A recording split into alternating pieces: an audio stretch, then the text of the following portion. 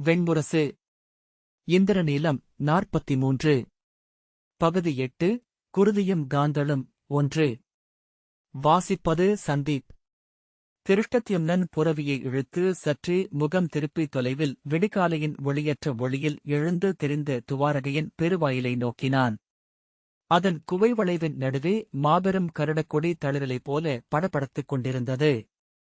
அதன் நீளரை வட்டம் வெட்டி எடுத்து வாந்துண்டு நிலையாடி போல தெரிந்தது. எதையும் காட்டாத ஆடி. ஒவ்வொரு முறையும் போல அவன் அக்காட்சியில் தன்னை இழந்து அங்கு நின்றிருந்தான். கடிவாளம் இழுக்கப்பட்ட குதிரை தலையை திருப்பி மூக்கை விடைத்து நீள் மூச்செறிந்து காலால் மணலை தட்டியது. அவனுக்கு முன்னால் சென்று கொண்டிருந்த அவன் படையின் தேர்கள் அச்சில் முட்டும் சகட ஒலியுடன் மணலில் இரும்பு பட்டைகள் புதையும் கரகரப்புடன் விலகிச் சென்றன.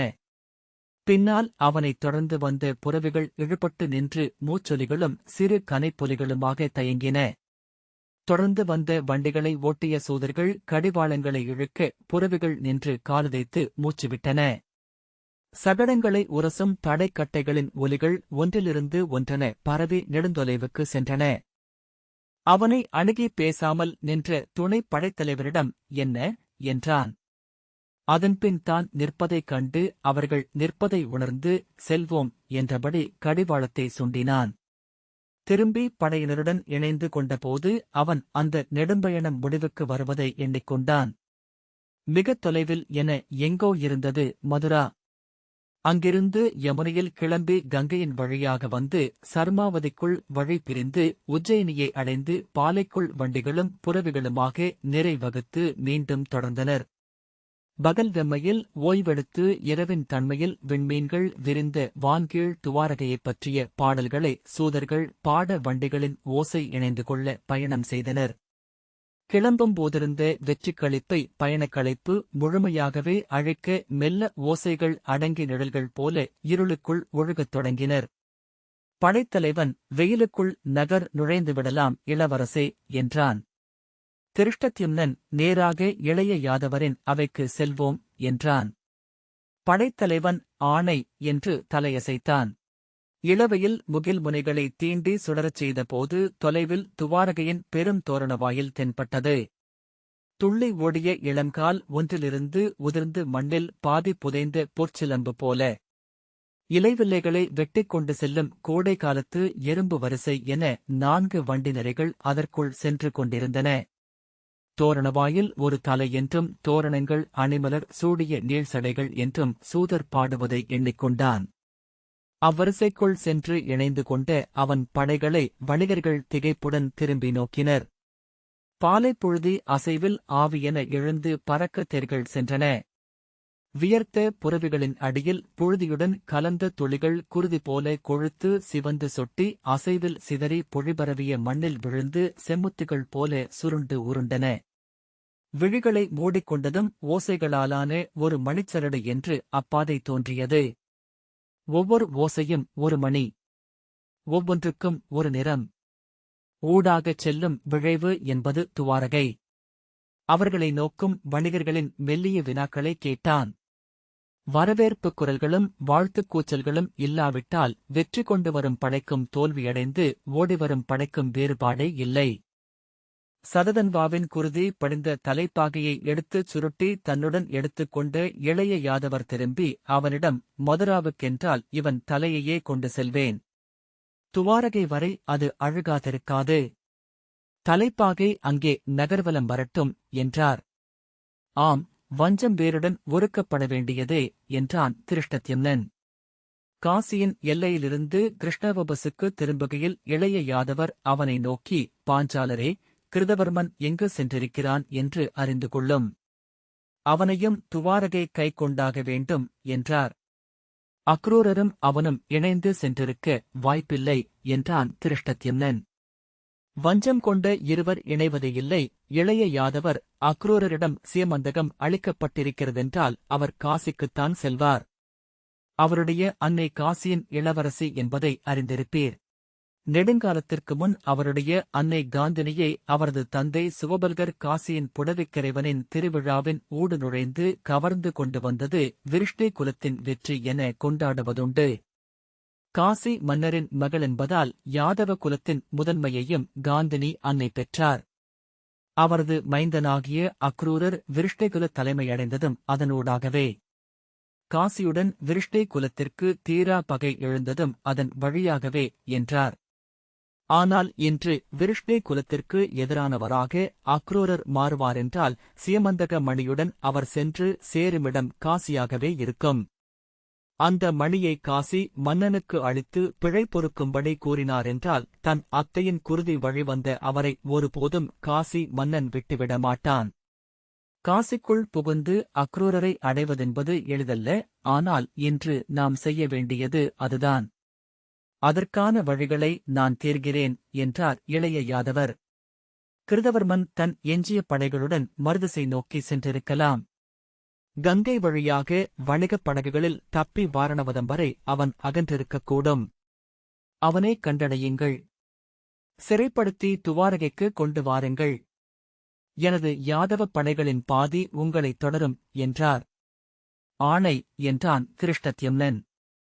பலராமர், இளையவனே, கிருதவர்மன் என்னிடம் போர்க்கலை கற்றவன். பாஞ்சாலருடன் நானும் செல்கிறேன் என்றார்.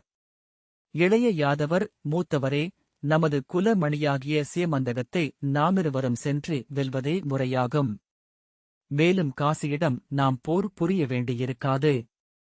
அரசு சூழ்க்கை வழியாகவே சீமந்தகத்தை நாம் பெற முடியும். அதற்கு என்னுடன் தாங்களும் இருந்தாக வேண்டும் என்றார். அரசு சூழ்கையில் நான் என்ன செய்யப் போகிறேன்? நான் எது சொன்னாலும் அது அறிவின்மையாகவே அறிவுள்ளோரால் கொள்ளப்படுகிறது என்றார் பலராமர். மூத்தவரே, அரசு சூழ்கை என்பது பொய்களாலானது. அங்கு உண்மை வல்லமை மிக்க படைக்கலமாக ஆகக்கூடும். எங்கும் எப்போதும் மெய்யை மட்டுமே உரைக்கும் தங்கள் மொழி என்றும் இந்த படையாழைக்கு நிகராக என்னுடன் உள்ளது என்றார் இளைய யாதவர். தொடையிலறைந்து உரக்க நகைத்து, ஆம், நான் உளறுவதை எல்லாம் நீ மிகத் திறனுடன் பயன்படுத்திக் கொள்கிறாய் என்கிறார்கள் இளையோனே என்றார் பலராமர். முற்றிலும் எரிந்து அணைந்த சததன்பாவின் கிருஷ்ணவபசுக்குள் இருந்து யாதவப் படைகள் நகர்ந்து கங்கைக்குள் நின்றிருந்த படகுகளில் ஏறிக்கொண்டிருந்தன. இளைய யாதவர் சிறைப்பிடிக்கப்பட்ட பெண்கள் குழந்தைகளுடன் 3 கலங்களை நேராக மதுராவுக்குச் செல்லும்படி ஆணையிட்டார். 12 கலங்கள் தன்னுடன் வரும்படியும் எஞ்சிய 16 கலங்கள் திருஷ்டத்யும்னை துணைக்கும்படியும் வகுத்துரைத்தார். அங்கிருந்தபடியே காசிக்கும் மதுராவுக்கும் பறவைகள் வழியாக செய்திகளை அனுப்பினார். திருஷ்டத்யும்னன், அரசே, கிருதவர்மன் தன் மிகச்சிறிய படையுடன் ஓரிரு படகுகளுடன் தப்பிச் சென்றிருக்கிறான். அவனை இப்பெரும் படையுடன் துரத்துவது எனக்கு பீடு அன்று என்றான். ஆம், ஆனால் அவன் எவருமறியாது சென்றான். நீரோ கிளம்பும்போதே ஒரு போர் முடித்து விட்டிருக்கிறீர். 2 நாடுகளின் எல்லையைக் கடந்து செல்லவிருக்கிறீர்.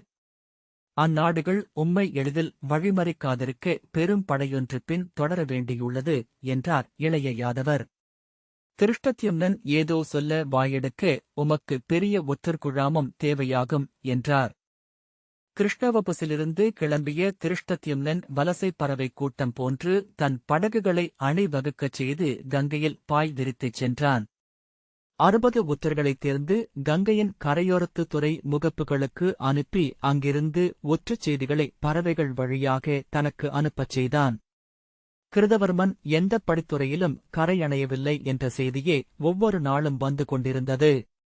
அயல் வணிகர் குழுமிய சந்தைகளிலும் யாதவர் மன்றுகளிலும் சென்று உளவறிந்து ஒற்றர் எதையும் அறியவில்லை. வாரணவதத்தின் படித்துறையை அவர்கள் அணுகும்போது அவன் சற்றே நம்பிக்கை இழந்துவிட்டிருந்தான். கிருதவர்மன் அஞ்சி முற்றாக ஒளிந்து கொள்வானென்றால் யாதவர்குலம் பெருகிப் பறந்த கங்கையமுனை கரைவழியில் அவனை கண்டுபிடிப்பது எளிதல்ல என்று திருஷ்டத்யும்னன் எண்ணினான். இளைய யாதவர் அக்ரூரரை பிடித்து சீமந்தகத்தை கவர்வதற்குள் கிருதவர்மனை பிடித்தாக வேண்டும் என்று அவன் விடைபெற்று கிளம்புகையில் எண்ணியிருந்தான். அதை நிகழ்த்த முடியாது என்று வாரணவதத்தை அடைந்ததும் தெளிந்தான். துறைகளுக்குச் சென்ற ஒற்றர்கள் வாரணவதத்தின் துறைமேடைக்கு அருகே கங்கைக்குள் நங்கோரமிறக்கி அமைந்திருந்த அவன் படகுகளுக்கு ஒவ்வொரு நாளும் ஒவ்வொருவராக திரும்ப வந்து சேர்ந்தனர். 7 நாட்களில் தேடல் எந்த விளைவும் இன்றி முழுமையாக முடிந்தது. இளைய யாதவரின் படைகள் காசியை அணுகிய செய்தி முதலில் வந்தது. போர்ச்செய்திக்காக காத்திருந்தபோது அவர்கள் காசி மன்னரின் விருந்தினராக நகர் நுழைவு செய்ததை அவன் அறிந்து வியந்தான். அதற்கு முன்னரே மதுராவின் 18 படைப்பிரிவுகள் மகதத்தின் காவலரண்களை நோக்கி செலுத்தப்பட்டு நிலை கொள்ளச் செய்யப்பட்டன என்று தெரிந்ததும் அவ்வியப்பு அகன்றது. அந்த அச்சுறுத்தலின் விளைவாக மகதம் காசியிடமிருந்து சற்று விலகிக் கொண்டது. மகதத்தின் காவல் படைகள் மதுராவின் காவல் படைகளை எதிர்கொள்ளும் பொருட்டு ஆங்காங்கே குவை கொண்டன. வசுதேவரின் அவைக்கு மகதத்தின் 3 அரசு தூதர்கள் வந்தனர். காசி மன்னர் மகதத்தின் அந்த விலக்கத்தால் அஞ்சி இளைய யாதவரின் செய்தியை ஏற்று அவரை தன் நகருக்குள் வரவழைத்து அரசு விருந்தினராக முறைமை செய்ய உளம் கொண்டார். கங்கையில் படை நிலைகொள்ள புடவிக்கரைவனின் ஆலய முகப்பின் பெரும் படிக்கட்டில் இளைய யாதவரின் படகுகள் சென்றடைந்தபோது பல்லாயிரம் மக்கள் திரண்டு வந்து அடுக்கடுக்காக நின்று கைகளையும் ஆடைகளையும் காற்றில் வீசி வாழ்த்துரைகளை கூவி ஆர்ப்பரித்து வரவேற்றனர் என்றனர் ஒற்றர். சாலைகளின் இருமருங்கும் மாளிகை முகப்புகளில் முழுதணிக் கோலத்தில் எழுந்த மகளிர் அவரைக் கண்டு மகிழ்ந்து கூவி அரிமலர் சொரிந்தனர். காசி மன்னர் விருஷதர்பர் தன் துணைவியரும் அமைச்சரும் சூழ வந்து கோட்டை முகப்பில் இளைய யாதவரையும் மூத்தவரையும் எதிர்கொண்டு 8 மங்கலம் காட்டி வாழ்த்தாழ்த்தி முறைமை செய்து வரவேற்று நகருக்குள் அழைத்துச் சென்றார். அங்கே அவருக்கு வசந்தகால அரண்மனை சித்தமாக்கப்பட்டது. அங்கே 3 நாள் தங்கி கலை நிகழ்வும் இசை நிகழ்வும் காவிய நிகழ்வும் கூடி விருந்துண்டு கழித்தார். காசி துவாரகையுடன் கலம் கொள்ளவும் பொன் மாற்றவும் கடல் அணையவும் என 3 ஓலைச்சாத்துகளை ஏற்றுக்கொண்டது. காசி மன்னரும் இளைய யாதவரும் புடவிக்கரைவனின் ஆலயத்தில் இணைந்து சென்று கங்கை நீரள்ளி சிவக்குறி மேல் சொரிந்து மலரிட்டு வணங்கி முறை செய்தனர். இருவரும் குன்று எழுந்தது போலவும் முகிலிறங்கியது போலவும் நடந்த 2 யானைகள் மேல் அம்பாரியில் அமர்ந்து நகருலா சென்றனர். காசி மக்கள் 2 பக்கங்களிலும் கூடி வாழ்த்தொலி எழுப்பி உவகை கொண்டாடினர். 3 நாட்கள் நகரம் விழவு கொண்டாட்டும் என்று காசி மன்னர் ஆணையிட்டிருந்தார். நகரமெங்கும் காசியின் முதலைக் கொடியுடன் கருடக் கொடியும் இணைந்து பறந்தது என்றான் ஒற்றன். அக்ரூரர் அங்கில்லையா என்றான் திருஷ்டத்யும்னன். இளவரசே, அக்ரூரரைப் பற்றி அங்கு எவரும் எதையும் பேசி நான் கேட்கவில்லை என்று ஒற்றன் சொன்னான். அருகே நின்ற அவன் படைத்தலைவன் அரசியலாடலின் நடுவே அதை பேசும் சூழல் அங்கிருந்திருக்காதோ என்றான். திருஷ்டத்யும்னன் திரும்பி அவனை நோக்கி, இந்த நகர் நுழைவும் ஆலய வழிபாடும் கொண்டாட்டங்கள் அனைத்தும் அக்ரூரருக்காகவே. அக்ரூரரின் பெயர் உச்சரிக்கப்பட வேண்டுமென்பதே இல்லை என்றான். எனில் அவர் எங்கிருக்கிறார் என்றான் படைத்தலைவன். காசிக்குள் எங்கோ இருக்கிறார் என்பது உறுதி. காசியுடன் இளைய யாதவர் கொண்டு இந்த நட்பு அக்ரூரரை அச்சுறுத்துவதற்காகவே. வளைக்குள் புகுந்த பாம்பை புகையிட்டு வெளியேற்றுகிறார் இளைய யாதவர் என்றான் திருஷ்டத்யும்னன். காசியிலிருந்து இளைய யாதவரும் மூத்தவரும் படைகளுடன் கிளம்பி மதுரா நோக்கிச் செல்வதாக செய்தி வந்தது. மேலும் முன்னகர்ந்து கங்கையின் மலைமுகம் வரை சென்று தேடலாம் என்று திருஷ்டத்யும்னன் சொன்னான். நமது கலங்கள் இன்னும் 6 நாழிகை தொலைவுக்கு அப்பால் செல்ல முடியாது இளவரசே என்றான் படைத்தலைவன். அதற்கப்பால் சிறு படகுகளே செல்ல முடியும். அவற்றில் சென்று நாம் எங்கு என தேட முடியும்? இருபுறமும் விரிந்திருப்பது கைலையாளும் வேந்தனின் சடைகள் என்று தொல்லூல்கள் கூறும் பெருங்காடு. பெரும்பகுதி மானுடர் அணுக ஒண்ணாதது. கந்தர்வரும் யக்ஷரும் கிண்ணற கிம்புருடரும் வாழும் உயர்நிலங்கள். அரக்கரும் அசுரரும் நாகரும் வாழும் இருநிலங்கள். கிருதவர்மர் நம்மை அஞ்சி அக்காட்டுக்குள் நுழைந்தாரென்றால் மீண்டு அவர் ஊர் நுழைவதும் அரிதே. திருஷ்டத்யும்னன் கிருதவர்மரை கொண்டு வருக என்று இளைய யாதவர் ஆணையிட்டபின் அவரின்றி நான் மீள முடியாது என்றான். படைத்தலைவன் மறுமொழி சொல்லாமல் நின்றான். கிருதவர்மர் வணிகனாகவோ சூதனாகவோ வேடமாறு செய்து எங்கேனும் இருக்கலாம் என்று ஒற்றர் தலைவன் கலிகன் சொன்னான். பாடியலையும் சூதர்களிடமும் மலைப்பொருள் கொண்டு துறை மீளும் வணிகரிடமும் செய்தி தேர்ந்தளிக்களிக்க மீண்டும் ஒற்றர்களை விரிக்கலாம். திருஷ்டத்யும்னன் மாறுவேடமிடும் இழிவை அவர் அடைய மாட்டார் என எண்ணினேன். அது பிழை எனப்படுகிறது. அவ்வாறே ஆகுக என்றான். ஆனால் அம்முயற்சியும் செய்து ஏதும் கொண்டு மீளாது என அவன் ஆழ்வுள்ளம் அறிந்திருந்தது.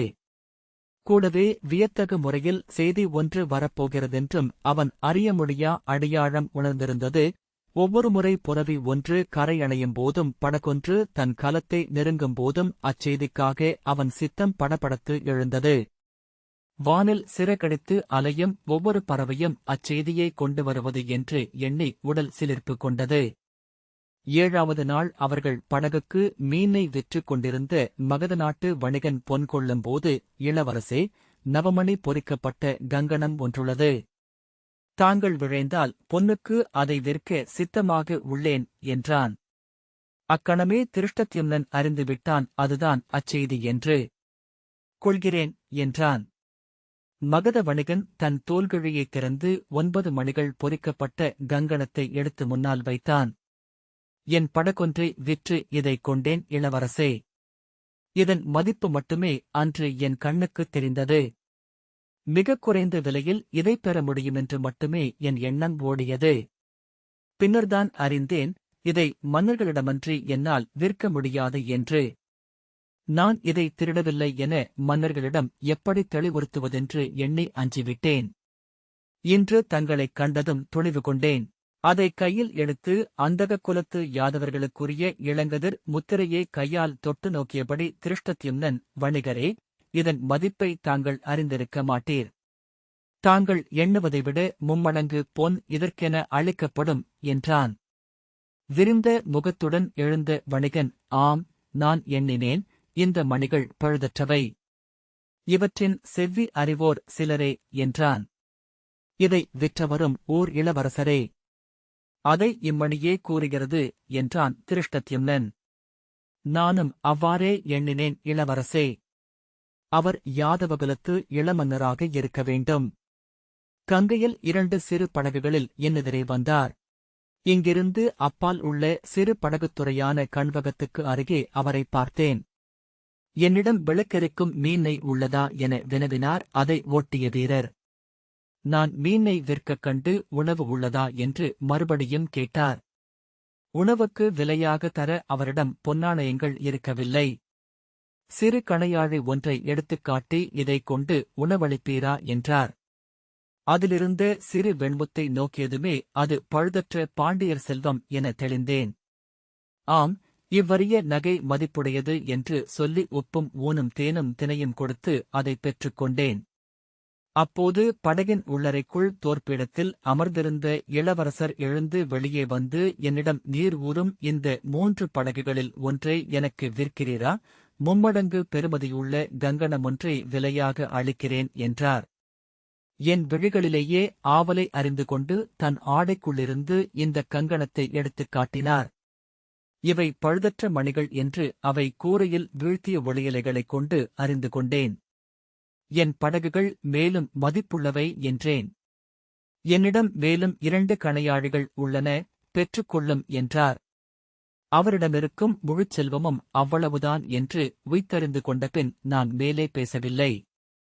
என் ஒழிந்த பெரும்படகொன்றை அவருக்களித்து இந்நகையைக் கொண்டேன். தன் படகிலிருந்து வீரர்களுடன் படகிலேறிக் கொண்டு படகுகளையும் அதில் ஏற்றிக்கொண்டு அவர் வடதிசை நோக்கி விரைந்து சென்றார் என்றான் மகத வணிகன். அப்படகின் தோற்றம் எவ்வாறு இருந்தது என்றான் திருஷ்டத்யும்னன். இளவரசே, அது கலிங்க நாட்டிலிருந்து நான் கொண்டது. இப்பகுதிகளில் கலிங்க படகுகள் பொதுவாக தென்படுவதில்லை. கலிங்கர்கள் படகை நம்மைப் போல் அகல் விளக்கு வடிவில் அமைப்பதில்லை. மூங்கிலிலை வடிவில் அமைக்கிறார்கள்.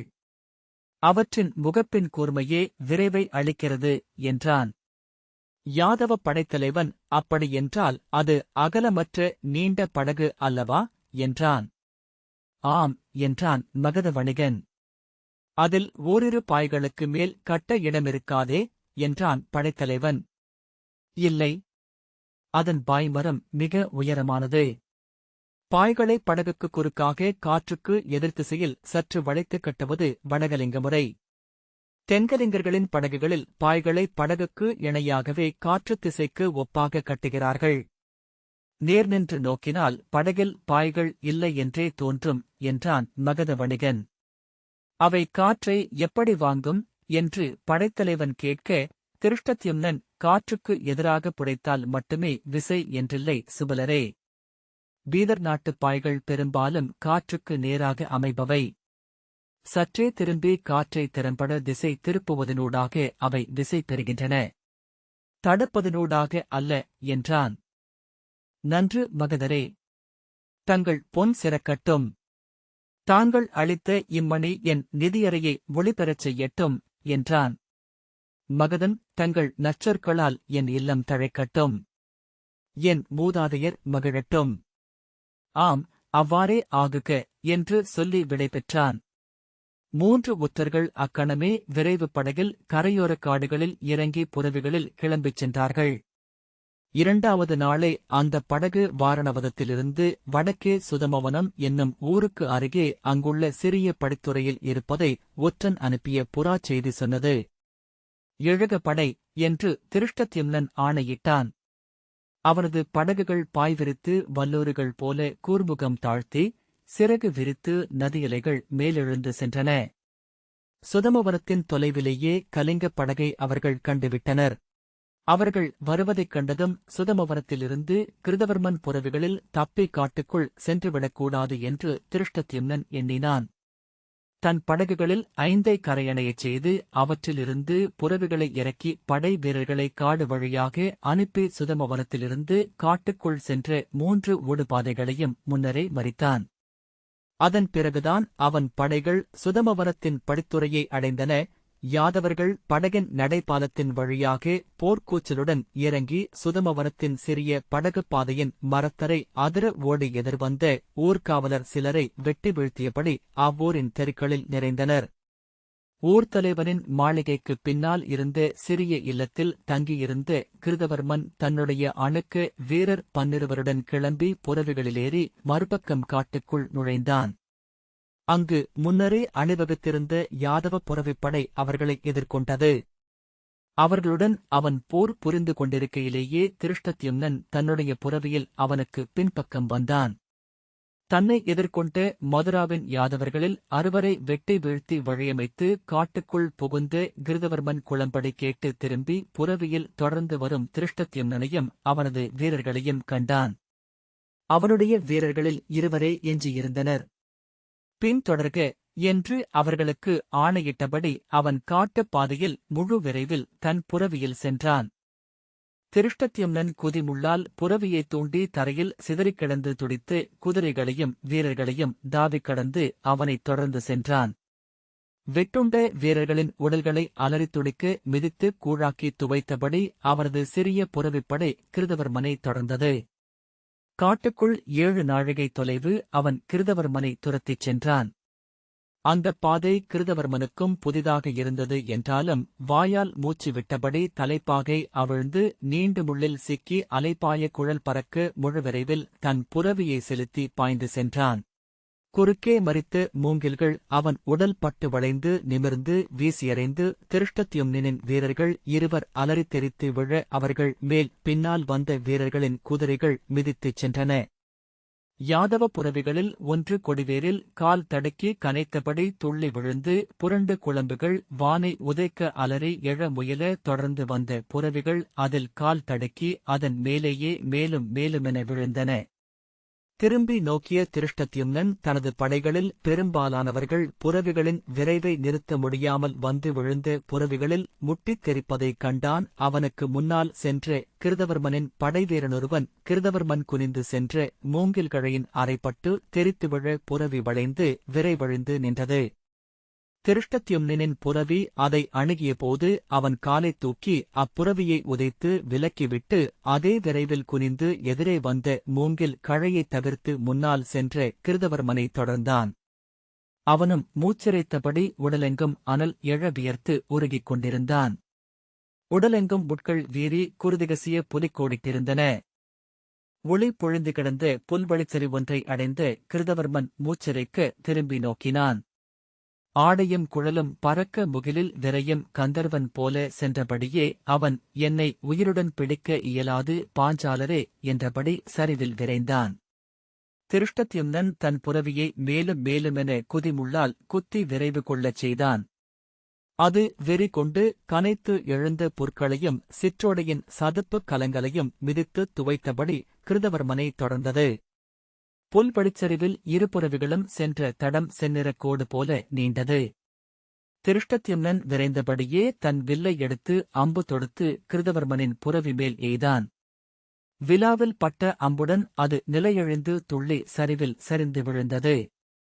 அங்கு சேராக இருந்ததனால் விழுந்த புரவி கால்சிக்கி அதிலேயே தத்தளிக்க அதன் எடைமிக்க விலாவுக்கு அடியில் கிருதவர்மனின் வலது கால் சிக்கிக் கொண்டது. அவன் கையை ஊன்றி எழ முயல்வதற்குள் திருஷ்டத்யும்னன் அவனை அணுகி தன் புரவியின் மேலேயே காலுதைத்து எழுந்து பாய்ந்து அவன் மேல் விழுந்து முழங்கால்களால் அவன் நெஞ்சை அறைந்து அவன் இரு கைகளையும் பிடித்து அவன் தலைக்கு மேல் தூக்கி மண்ணுடன் அழுத்தி இறுக்கிக் கொண்டான்.